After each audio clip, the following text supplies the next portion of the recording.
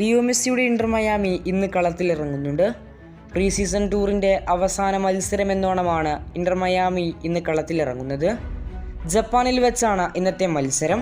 Whistle കൂബയാണ് Inter മയാമിയുടെ എതിരാളികൾ. Indian സമയം ഇന്ന് 3:30 മത്സരം നടക്കുക. നിലവിൽ തുടർച്ചയായ തോൽവികൾക്ക് ശേഷം കഴിഞ്ഞ മത്സരത്തിൽ ഹോങ്കോങ്ങിൽ വെച്ച് 4-1 വിജയം നേടാൻ മിയാമിക്ക് സാധിച്ചിരുന്നു. ഈ മത്സരത്തിൽ സൂപ്പർ താരമായ മെസ്സി കളിച്ചിരുന്നില്ല. അതുതന്നെയാണ് ആരാധകർ ഇപ്പോഴും ചോദിക്കുന്നത്.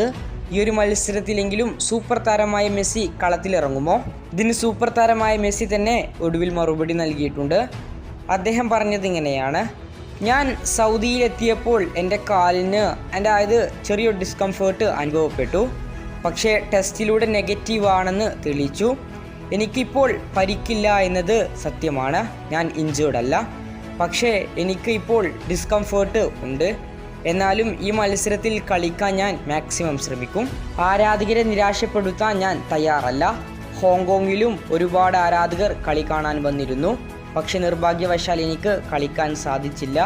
ഈ ഒരു മത്സരം മെസ്സി കളിക്കുമോ ഇല്ലയോ എന്ന് കൃത്യമായി വ്യക്തമാക്കിയിട്ടില്ല. നമുക്കറിയാം, അൽ നസറിനെതിരെയുള്ള പോരാട്ടത്തിലും മെസ്സിക്ക് കളിക്കാൻ കുറച്ചു സമയത്ത് മാത്രമാണ് സാധിച്ചത്. അവസാന 6 മിനിറ്റ് സമയമാണ് മെസ്സി അന്ന് കളത്തിലിറങ്ങിയത്. കൂടുതൽ ഫുട്ബോൾ വാർത്തകൾക്കും വിശേഷങ്ങൾക്കും വേണ്ടി ചാനൽ ഇപ്പോൾ തന്നെ മറക്കാതെ സബ്സ്ക്രൈബ് ചെയ്യുക. കൂടുതൽ ഫുട്ബോൾ വാർത്തകളും അപ്ഡേറ്റുകളുമായി ഇനിയും കാണാം.